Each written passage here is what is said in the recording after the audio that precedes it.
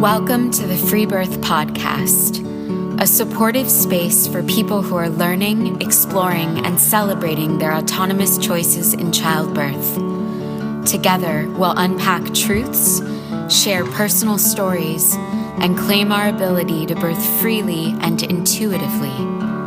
Here's your host, Emily Saldea.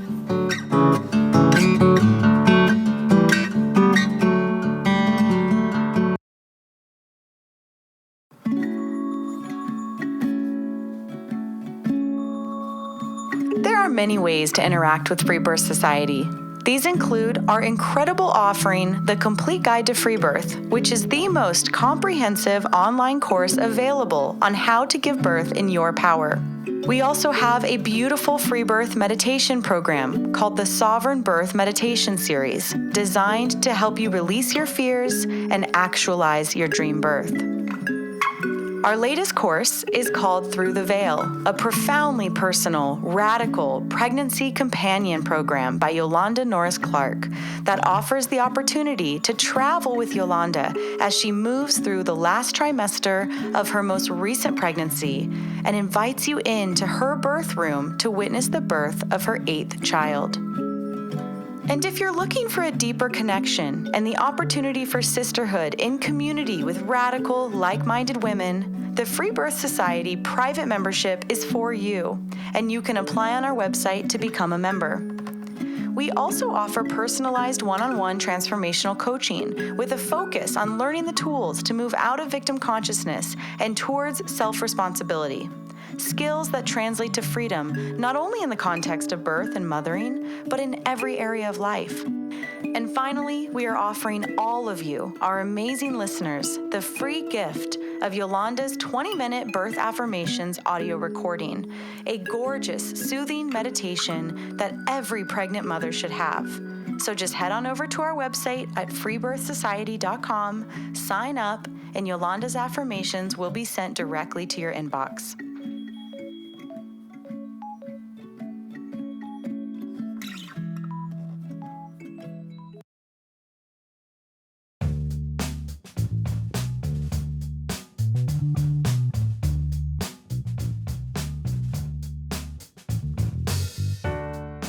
This week on the show, we have Amanda, who, as a single mama, decided to have her VBAC at home with just her friend present.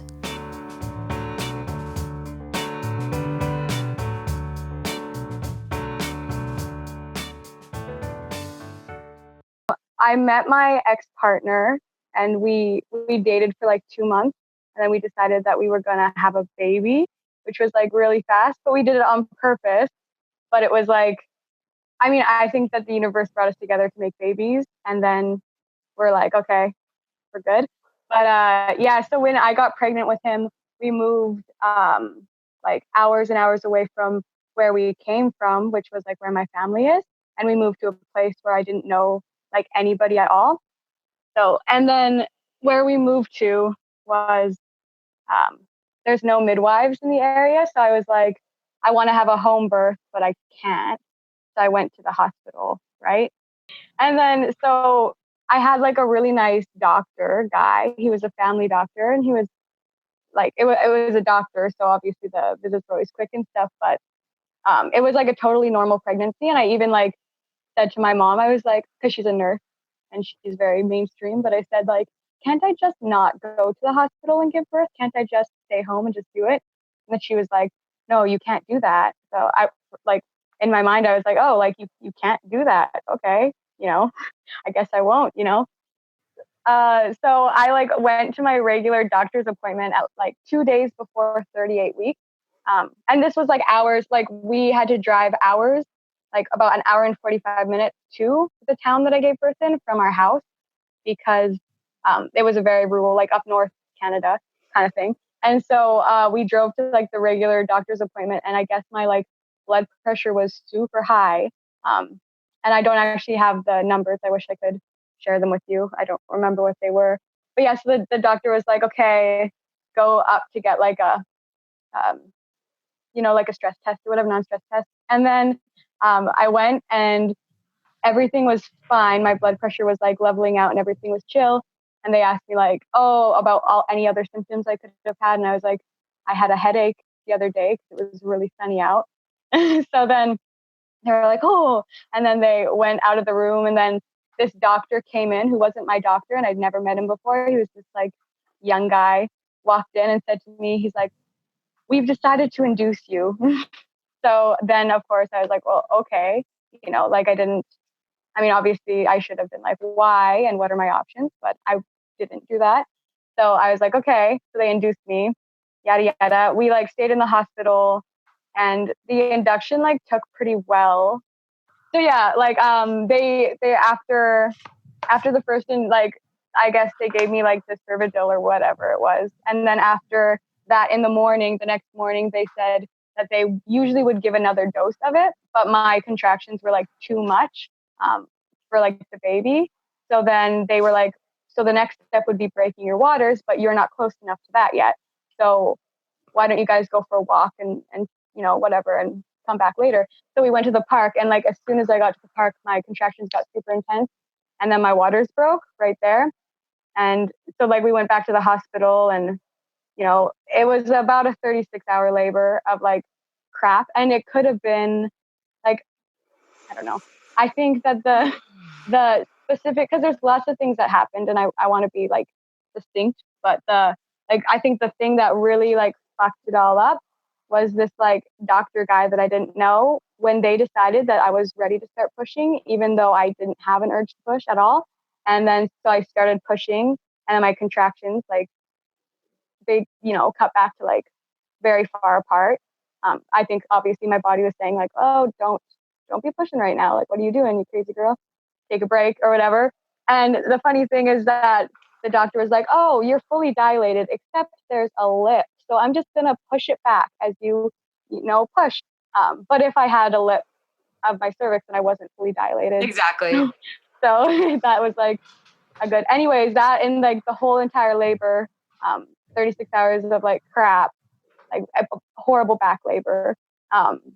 The most painful thing was for sure him like manipulating my cervix. And the only birth story that I'd read during that pregnancy, because I was like, oh, like I didn't even consider the fact that I would have a C-section. Like that wasn't even in my consciousness at all. So I didn't really prepare myself. I just read like the birth partner, and I was like, okay, I'm good. I'm gonna have a baby because that's what I'm built to do. But then the only birth story I read was one where the woman was with the midwife, and she did the same thing. She pushed the cervix slip back, and then the baby was born. So to my mind, I was like, okay, I guess that's okay.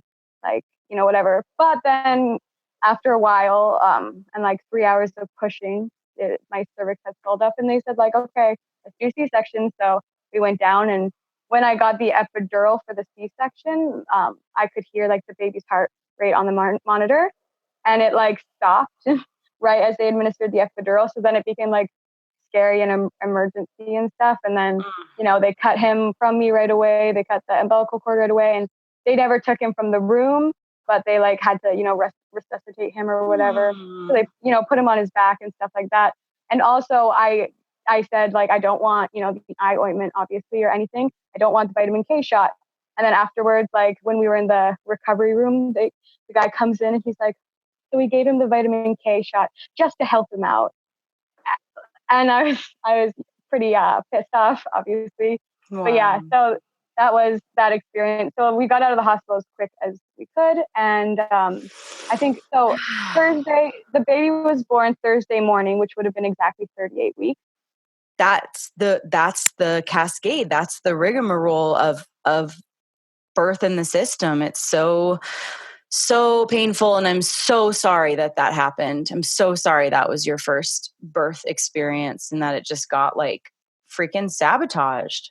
Yeah. And when I tell people the story, because they're always like, well, why did you have a C-section? I just say like, my first birth was actually pretty standard. Like I've heard that story so many times. Exactly. And I'm like, I'm not obviously not glad that it happened, because it shouldn't have happened. Yeah. But I mean, it definitely set me on a completely different path in my life that I wouldn't have gotten on without it. And of course, I went on to have a free birth, and like I've healed from that. I just like kind of look at it with like, bitter. Totally. And you did.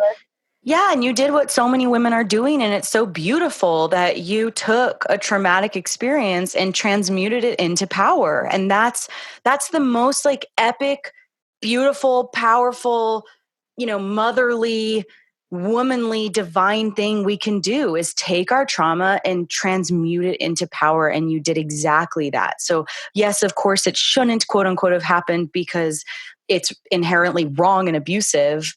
And yet that's not going to define the rest of your life. You took it and you said never again. And that's so inspiring, and that's something that we can do with all of our trauma around the world. It's not just specific to birth. Yeah, thank you for saying that. I agree. I think it's important.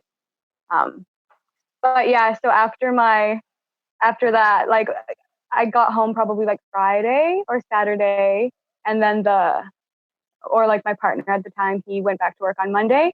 So I had like my C-section. Yeah. So I was in a town that I was new to with like zero friends. Like I knew absolutely nobody, except my partner. And then so I was alone with like a C-section and a new baby. And that was and our house was not very good. So I kind of isolated myself to like one room. And that was fine. Like I did it. I made it through that.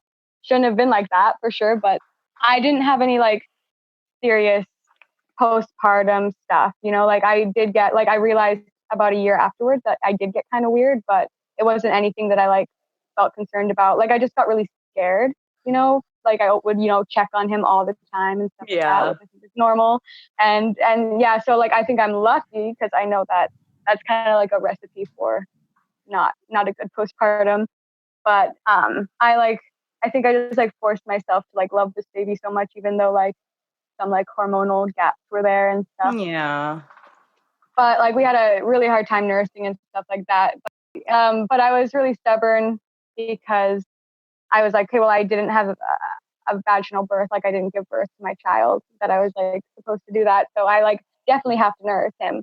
So like, even though my nipples were like bleeding and it was horrible, I like still managed to nurse him for like 3 years without like supplementing with anything. But that's just because like I'm so stubborn, and we got through the hard part, and then I mean, I would replace stubborn with strong as fuck and powerful and committed and maternal, and you were committed to the repair and you did it.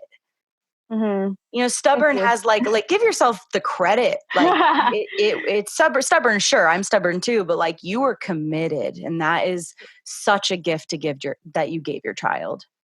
Yeah, you're right. That's true. I should be nicer to myself, I guess. But yeah, so that was that. Like, I'm like a very intellectual person, so I need to like understand everything. So basically, I got like super crazy about birth afterwards. Like with my first pregnancy, I wasn't interested in birth very much at all. I was just like, it's gonna happen because I have a vagina, And so I needed to understand how I had a C-section, like what happened to me, like why couldn't I give birth? So I, went like crazy on like birth stuff and read all the books. And I actually studied to become a doula, which is it's the first place I actually heard about free birth as like a thing.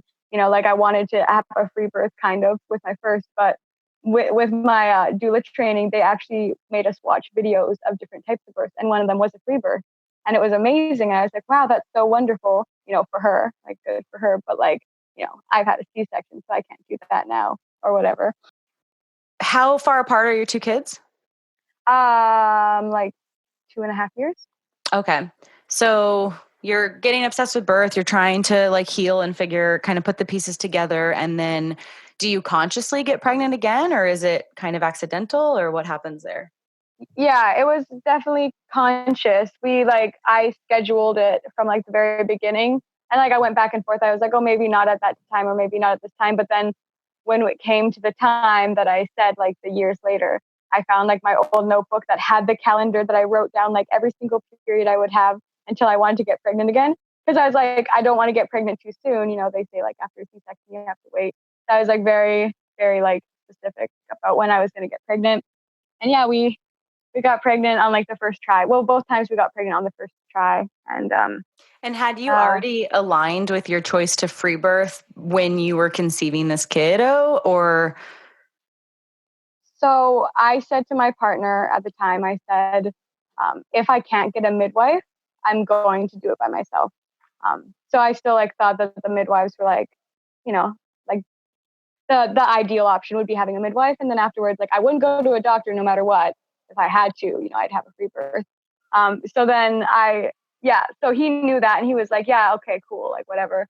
He's smart enough not to argue with me. But so I got pregnant and then where we live now, I live back in the town that I lived in, that I moved from with my first pregnancy. So my family's here and stuff. And there are midwives in the town over. But they won't come to my community to do home births because it's too far from them or whatever. So I would have to go there no matter what. So I was like, okay, I guess I'll get like a hotel room or whatever. I didn't even have a midwife at this time. I was just trying to figure out what I was going to do. So I applied to be with the midwives right away because you got to get in because, there's only a certain amount of slots, right? And I was lucky enough to get in with the midwives at whatever time. But before I got in with the midwives, I did I found the Free Birth Society group on Facebook actually, and hearing the birth stories and then listening to the podcast, I was like, wow, this is so nice. I wish I could do that. That sounds lovely. And then I didn't know if I was going to get a midwife, so I did actually order some stuff. I got a couple tinctures just in case I would have a free birth, But and I was already pregnant at the time. But then I did get in with the midwives, so I went to see them. And I found that every time I went to see them, I just felt worse after leaving their practice. I had this one midwife who every single time I would see her, she'd bring up uterine rupture. And I'm like, I understand that come on, man, just give me some credit here. I understand. You don't have to bring it up every single time. And it's are you scared? Are you scared? Are you scared? Because I want to scare you. Fuck. Yeah, exactly. Yeah, it's kind of crazy. I mean, midwives in Canada are great, and I'm sure it's the same with certified midwives. Yeah, midwives. It's we will put you in a nice office that has fancy couches, and we'll talk to you, and it'll be so friendly, and we're women and we're nice. But they're the exact same thing as doctors if you can look past all of that bullshit. So you get in with them and you notice that you feel crappy every time you see them. So then what? So I, first of all, was like, oh, should I be really worried about uterine rupture? What is the statistics? Which, of course, is a rabbit's hole because statistics mean nothing in personalized cases. Also, there's no statistics for, they don't differentiate, was this an epidural? Was this an induction? Why did this uterus separate, from the scar? So but even though the statistics are super flawed in the situation, I did enough research that I was like, okay, essentially I have about the same amount of risk as a first-time mom for something catastrophic to happen. That's what it all boiled down to. So I said that to the midwife the next time I saw her, because that's one thing that I really struggle with is speaking up, especially for to authority figures, right? Which is why I didn't say anything to any of the doctors ever with my first birth. But I said to her, I was like, well, because she brought up uterine rupture again, and I was like, well, how many of those are catastrophic, right? Because there's the partial ones that are not fatal or anything, right? So then she was like, oh, okay, yeah. And then she stopped talking about it because she realized that I was not taking her shit. And yeah, so let me think. I said to my partner after leaving, maybe it was about 2 or 3 midwife appointments. Afterwards, I said, I don't want to do it with them. I'm not going to. I said that I would keep them on. He was worried a little bit. His main question was he thought that Merlin, my first son, he thought that he got stuck and that's why I couldn't give birth to him, which is obviously not what happened. So I explained things to him, and then he was worried, but he got over it really fast when he realized that I was determined as heck. And so I kept seeing them because I was like, okay, I'll keep seeing them so that you have the security of they're okay. But I didn't get there was no point because I didn't get Doppler I didn't get any like ultrasounds, didn't get like any Dopplers, didn't get any tests at all. I literally just like would go there and tell them that I felt fine. And then they would like ask me if they could feel my belly. And I'd say, yeah, sure. And it was nice because like I knew where my baby was at all the time. So they would say like, where do you think the heart is? And I'd be like, well, it's right there. That's where you're going to hear it. So then like they were respectful in some ways, of course, but I like wasn't following for it. It was nice, but I mean, we want to be around women, right? Especially women that we think know stuff. But yeah, so I had like stuff that I ordered. And then at this time, I was probably around 20 weeks pregnant. And I moved out of our house and moved into with my son and my puppy and my cat. We moved into a house with my friend who was later going to be moving out so that I could like take over her rent. Meaning that you and your partner at the time, the father of your children, the two of you split up. Yeah, we separated. So like I moved out and then and that's a pretty big deal at 20 weeks pregnant. Yeah, it definitely was. I feel like in our situation at least we definitely like we have a good relationship even to this day, but I honestly like I feel like my body was like, you need to have another baby and you're not going to find another person to get you pregnant right now, so you might as well get pregnant with this guy because you already have one kid. And then as soon as I was pregnant, I like couldn't stand him anymore. Like I couldn't even pretend like our relationship was going to work. And I'm sure it was the same way for him too. So like, yeah, I mean, obviously it was hard. It was difficult, like our family was breaking up and stuff. But it was necessary. Yeah. Like it's way better to be separate and like try to have a good relationship for your kids than like live together and be like absolutely miserable. Of course. For sure. And yeah, all relationships take work. But like if they're not willing to put in the work, then there's no like saving that. You're just gonna be grumpy. So yeah. And it's funny because like with my first pregnancy, I was such like a little spoiled brat. Like I got massages from him every single night, and he made me like all the food that I craved and everything. And then for the second pregnancy, even in the beginning, like we were already like on our way out of relationship land. And like I really stepped up in that pregnancy. Like I didn't get a single massage. Well, I paid for some massages, but like I didn't like, I was like, oh, I'm so tired, I can't do anything. Like I had to do everything, and it like made the pregnancy a lot easier. I think it made it go by faster. Plus having an older son. Yeah, keeps you on your toes. So you move into this friend's house to have the birth there. Yeah. I told my like midwives that I was going to be renting a hotel room because they didn't know that I wasn't going to, like I kept in their practice, right? They didn't know that I was planning a free birth, but I was planning on doing it at the house. And well, actually, I should talk about those dreams if you want first, because they started right when I moved into this house. I moved in, and the first dream I had was I was giving birth, and I was like in a hotel room or like a motel room or something, and there was a friend with me who wasn't a midwife, but I could tell that the midwives were outside, but I locked them out and I didn't let them in. And then I just like gave birth, which I had never done before. And it like there's no pain, but I could feel like everything. Like I could feel the head coming out, even like the ears coming out, which like now I know it doesn't really feel like that in real life. But I felt so elated after that birth. I really felt like I had experienced a vaginal birth, even though I never had before, which helped me feel like I could really do it, even though like I still had doubts, like, can I really do it? But then like in my dream, I felt so guilty. I was like, these midwives are going to be really mad at me because I didn't let them in, but whatever, like I had a really good experience. So fuck them, essentially. And that was the first dream that I had. And the friend that was there was just like a woman's presence, and she was just like supporting me, and she didn't touch me or move or anything. It was like, it's really lovely.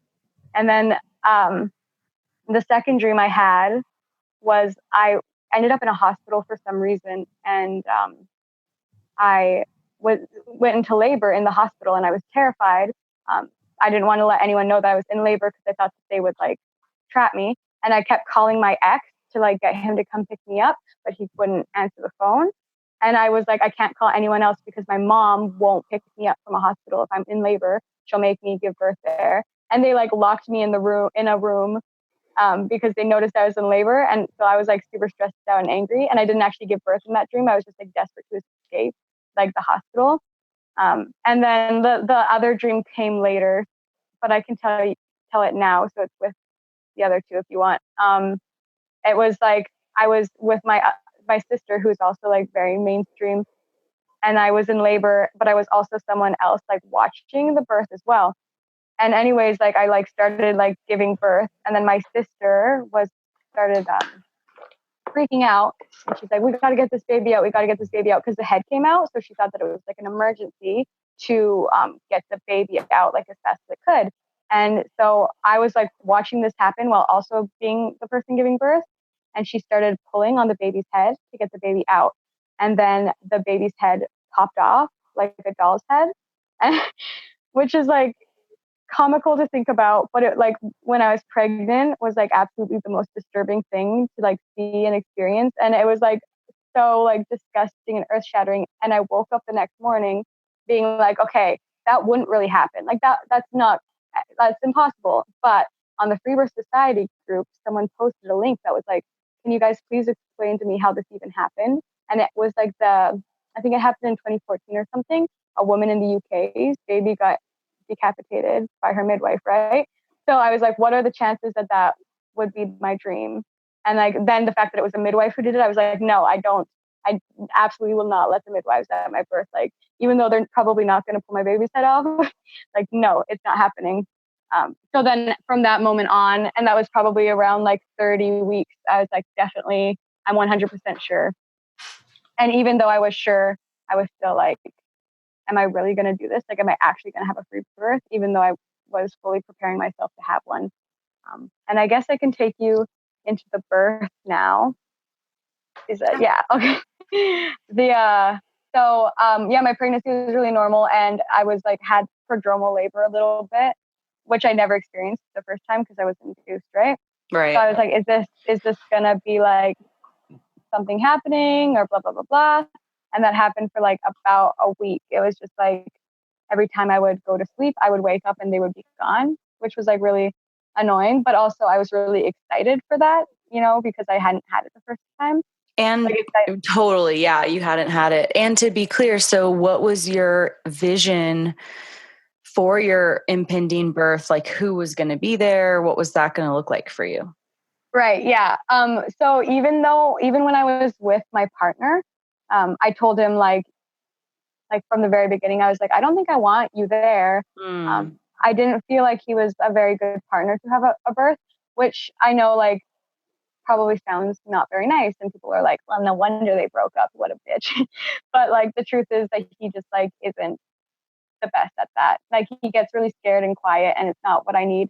Like, I'm really affected by people's energies, and his energies are not what I want in my birth. So he was like offended, but he was okay with that. And I honestly thought that I was just going to do it by myself, because like I was like, I think that I want to just like be alone and give birth. But I also didn't know if that's what I really would want. So I asked my friend, who like we were just becoming friends, but she was my only friend, and we had sons that are the same age, so we got pretty close pretty fast. And I said, like, will you be at the birth? She said yes. So that's what we were planning for. And I was like, I'm probably not even going to call her. And then like just as like the labor was starting, it got so intense so fast that I was like, called her right away. I was like, come now, please. But and did she bring her son? And did you guys have both your kids, or were they not there?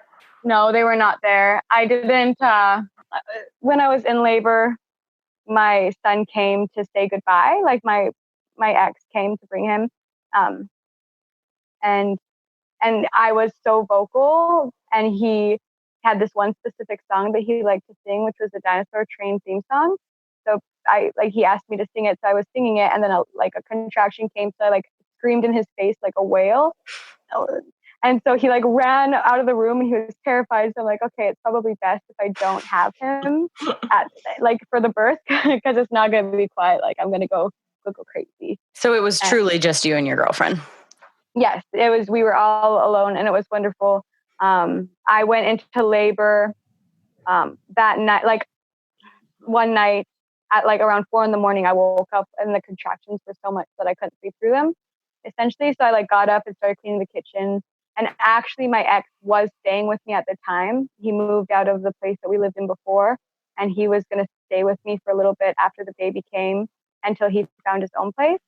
Um, so he like was like, "Oh, like, are you okay? What's up?" And I was like, "Yeah, just go into my room and sleep with Merlin so he doesn't wake up." And I cleaned the kitchen and stuff. And then they left probably around like 10 a.m. or something. I was like, or like 9, because I was like getting vocal already. Like it was picking up pretty quick. And then so they went to the park or wherever.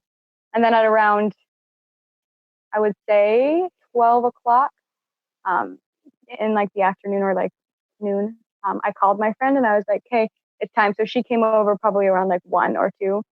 And it was like, I set up like a whole birthing room for myself, and it was like all special and beautiful. And I went in there with like my crystals and labored, and it was so intense. And I listened to some like drumming music and like just let it like really take over me. And it like got intense so fast. Um, and that is one thing to note about my first birth is I didn't make a single noise because I was so uncomfortable in the hospital, and I didn't like, I was just terrified. Like, it didn't even occur to me to make noise. Like, I'm not a vocal person. So going into this birth, I was like, I don't think I'm like a vocal laborer. I don't think I make a lot of noise. You're like, and I don't think I make a lot of. Yeah, exactly. And I live like downtown. You.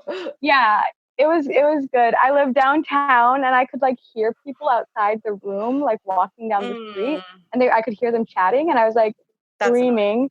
Yeah. Well, not like, well, it was okay. I was just like, my thought was like, oh my God, what do they think is going on in here? Because I'm like, moaning so loud, like my eyes are going to fall out of my head. It's like so intense.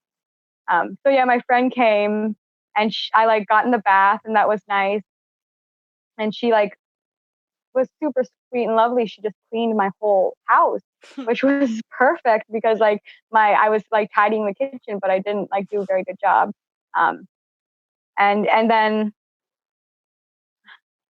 I don't even know, like it just got so intense. And then I realized I was sitting on the toilet, and I realized that like my body was pushing, and that like terrified me. And this was probably like around like 4 o'clock. It terrified me because like I heard your birth story. And I was like, I feel like it's way too soon because my first labor was so long. And I actually did have a swollen cervix. Like that did happen to me. Right. So I was like, I don't want to get crazy. And like, but I knew like I wasn't consciously being like, it's too early to push. I'm not going to push. But I could feel that my body was holding myself back. And that is what was really exhausting because like, oh my God, I was fighting my body the whole time for hours. And I realized that I had been doing that since like 10 in the morning when I was being really vocal to like 4 o'clock. I was like, wow, like I'm not letting go at all. Like I'm really just like resisting this. And so I was sitting on the toilet, and then like I wiped, and there was like the mucus plug, and that was like exciting because I'd never had that before. And I like tried really hard to like let go, but I was paranoid that it was too soon. So I like tried to feel my cervix, but I couldn't feel anything. And then so like I went into my like birthing room and had one contraction, and then like one contraction after my mucus came out, that my waters broke, and I was like, holy moly, okay, cool.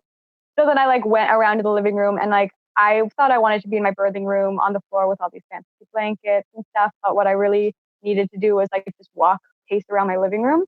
Luckily, like my friend cleaned it up for me because there was like kids' toys everywhere. But I like just walked and walked and walked and walked for like hours, and like then I would stop and try some positions, and I just tried to like let my body go, and really like feel into it. And my friend was just like quietly sitting there. And then after a while of that, I said to my friend, I said like, oh, I'm just so exhausted. And then so she got me some like ginseng jellies, those things, and I had one of those, and that was really nice. And then I said to her, I was like, I want some pot. And she's like, are you serious? I'm like, yeah, I want a joint. And I realized like now the point that I got to, and I was like, I need a joint right now. That was transition. I didn't realize that at the time, but she like called my partner or like my ex, and he brought like a joint for me, which I didn't end up smoking, but it was just so nice to have it there. Cause like, I was like, I could have some pot if I wanted, but like by the time it got there, it was over. Like I was done with that, and I was pushing. So I was like, I would be pushing ish, but like also like getting up and pacing around, like waddling, like I could feel the head coming out. But then the once the head like was close enough to the opening of my vagina, I like could feel it, and I was like, okay, wow, like that's the head. There's definitely no cervix in the way, right? And that's when I was really able to like really let go and just like, hey, this is actually happening. And my mind was blown. I was like, holy shit, like I'm actually giving vaginal birth right now. Because I'd been like building it up for years. Yeah. And it was crazy. Yeah. And oh man, it was just like very intense. I like didn't really push. Well, like, yeah, I didn't really push. I was like, I'm not going to push this time because I was pushing last time and it sucked. I'm just going to wait for the fetal ejection reflex or whatever, which was like kind of happening. But really, the fetal ejection reflex for me was my body pushing without my control, right? Like, I was like, wow, I'm pushing, but I'm not really pushing. But like you are when you're having the fetal ejection reflex, which I didn't realize was going to be the case when I'm going into the birth. And so I was like pushing, not like actively. And then the head was crowning and it was like so long, going back and forth. And I was like, just going to let it happen because, yeah, I knew like it takes time. But then I just got to this point where I was like, I need to get this baby out right now. Like, I'm not doing this anymore. So I like bared down and actively like pushed his head out with a contraction, which felt awesome. But I could also feel myself tearing when it happened. That's another thing about me is I went vegan when I was 11, and I transitioned out of veganism recently. But I really do think that like I had not enough fats in my diet, and like my skin is not like supple and stretchy at all. And I do blame that, although like I'm sure there are many vegans who are super stretchy, so I don't want to offend anyone. But for my circumstance and the way I was eating, I do attribute it to that. And I could feel myself like tearing upwards, like towards my clitoris. I had no idea like what was going on with my perineum at all. But it didn't like, I could feel myself tearing and it was super intense, but it didn't hurt, right? Like, and I wouldn't say any of the labor hurt at all. I would say that it was just like intense and exhausting, like it's hard work, but not painful in the slightest. Like it just like felt normal and right, which was completely different from the first labor, which felt like all wrong, like all of it, like with the back labor and everything. So his head came out, and then my friend who hadn't like really said anything to me at the time, she was like, okay, just a couple more pushes. And I was like, no, because I knew that like I would just like let his body like turn and get into position. Like I wasn't gonna like push his body out. And just like I knew that there wasn't a rush. Like his head could be outside of my vagina and it wasn't a big deal. I didn't need to like stress out about that. And yeah, I could like feel him squirming, which was crazy. And his like all the like juices were coming out of his nose and his mouth, I could see. And I was squatting on my living room floor. My friend had like brought over some towels for me, and I was like leaning against my futon. And yeah, his like shoulders, I could feel his shoulders turning, and his body turned, and then just his body slid out, and I like scooped up my leg and turned around so that I could like pick him up. And I picked him up, and I noticed that he was a boy. My partner, or like my ex, was worried because Merlin, our son, was wrapped. Like his neck was wrapped around, and his torso was wrapped around, and his leg was wrapped around, right, from the cord. So he thought that that's why he couldn't come out of me. So he was worried, like, what if the baby's wrapped up? And I'm like, if the baby's wrapped up, then that's most likely awesome, because it means that the cord's not going to fall out of me when my waters break, right? But he was like, Lyndon, my free birth baby, he had the cord wrapped 3 times around his neck. So I was like, oh, okay. And I like unwrapped the cord, and his body was like unresponsive. He was like, I'd say like grayish and like, but so, okay. So he was unresponsive. I unwrapped the cord. I scooped him up and I put him like on my forearm so that his like face was down, and I could feel his heart beating against my chest or against my forearm. And he was still attached to the placenta and everything, so I wasn't stressed out or worried. That was like the big thing too, because when Merlin came out, he was unresponsive, and I was like, what would I do in that situation?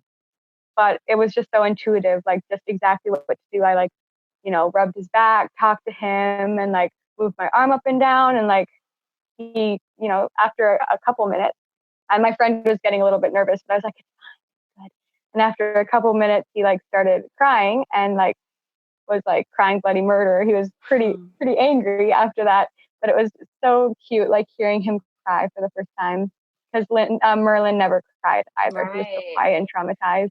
And Lyndon was given his full placental transfusion, so all we need is a beating heart, like we don't need a vigorous cry, as you already know. We don't even need a breath right away. I mean, obviously eventually you do, but in the beginning, he's getting that, it's a literal blood transfusion. Yeah. Yeah. And that's like totally how I felt too. Like I knew it logically a little bit because of the free birth group and reading people's like questions and stuff. But like in the situation, I was so calm. Like there was no like fear at all. Like in the entire labor, the only fear I really had was like, oh, is this too soon? Is my cervix going to swell? And then after I got over that, there's just like, it was so calm and like, you were just in perfect. you were in your instinct. Yeah, absolutely. Like my body just knew exactly how to move. And like, I mean, seeing births of women who are so afraid, like as a doula, who like literally cannot move, and you have to like lift them up and like move them because they're so terrified and like just given into the fear and the pain. And then comparing that to like someone who's birthing completely in their power, it's like, I don't know why anyone would be afraid of free birth, because it seems like the most like beautiful thing ever to me. Yeah. And then I was just so happy. I was shocked that he was a boy. I didn't really know what his gender would be, but in one of my dreams, he was a boy. And even though I really wanted a girl, I was like, it's probably a boy. So then it was, and I, was like, okay, cool. And he eventually started nursing. And with the nursing was absolute hell. And I honestly thought, I'm like, okay, they tell you that it's not supposed to hurt, but it hurts. You just got to get through it, right? Like they're lying when they say that it's not supposed to hurt. And so I expected that with Lyndon. Like I was so afraid to nurse because I knew how much it sucked. But of course I was going to do it anyways. But there was no pain at all. It was just perfect. Like he just latched, and there hasn't been. He bit me like a little bit recently because he has teeth now, and that hurt. But like, yeah, of course. Yeah, there's no getting around that. Definitely. Yeah. So that was amazing. Just like to be given just like the gift of like an easy everything really. He's pain-free birth, pain-free nursing. What a rewriting of your story. Yeah. And I pushed the baby through my vagina, yeah, you which did, I think is pretty epic. And you could have, right? You could have with your first, had you not Yeah. been sabotaged. Like, it wasn't like you couldn't do it. You were trying to birth under war, and your body and your baby were actually acting in its highest intelligence to not release in a unsafe environment. Yeah. And that's definitely like the framing I hope more women can kind of take on of. It's actually very intelligent to not release your baby. It's very protective. It was the mama bear in you going, fuck no, this is not a safe, you're the zebra and you're in a pride of lions. Like you're not going to release your baby.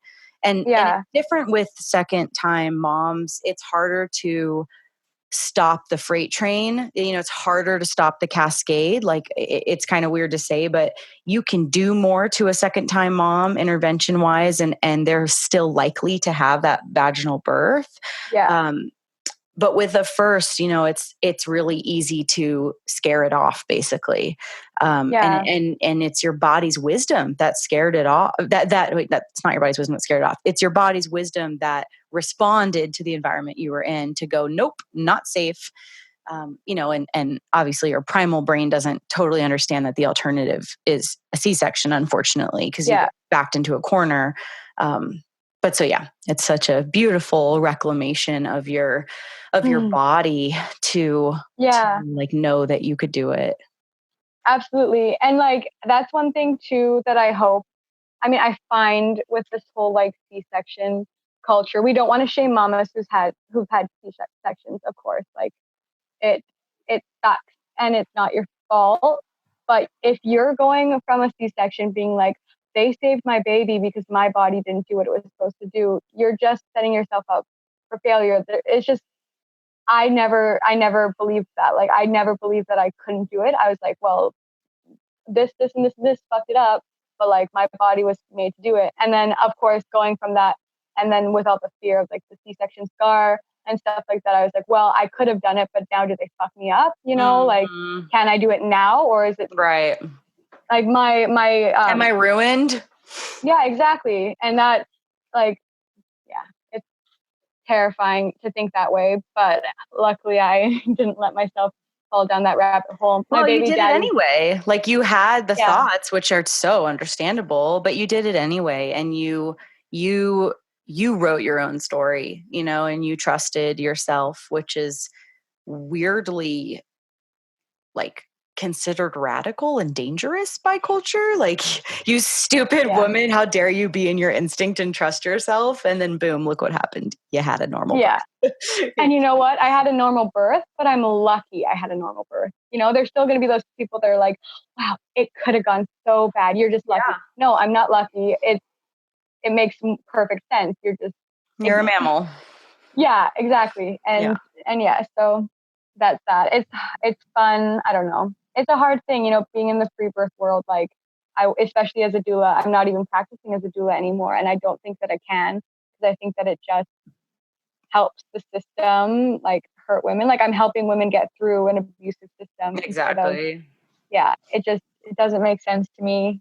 And as like, I don't even want to have a place in anyone's birth. I just want to help women feel so secure in their ability to birth that they don't even need anyone. Like, of course, having people around, but they don't need someone to check in with. Yeah. Totally. Like, is this okay? Is this okay? No, like, you should know that it's fine. But yeah, so. Beautiful. That's that. Wow. I love it. Badass. You know, and it's like a cool kind of turning of the wheel, you know, to be pregnant and listen to this podcast and then come on the podcast and share the story. And that's what we're doing. That's what we're creating here, you know, is women. We've been doing this now long enough that women were pregnant and heard this and then free birth and now can come on. It's just so beautiful. So I'm so glad it's amazing. Finally get you on. And your podcast, like, was so wonderful when I was pregnant. Like, I just would listen to it all the time and like hear these birth stories and just be like, you know, bathed in like this like glowing, lovely light of like these amazing, powerful women like doing awesome things. And I just like was like, can I really be one of these women? And I did it because anyone can. Exactly. Right? Exactly. All right, girlfriend. Thank you so much. I'm so excited to share this with everybody. Thank you. Thank you so much for having me and for doing all this awesome work. That's it for today, everyone. Join us next week for another episode of the Free Birth Podcast. Thanks for joining us. And remember, your body, your choice. Lots of love.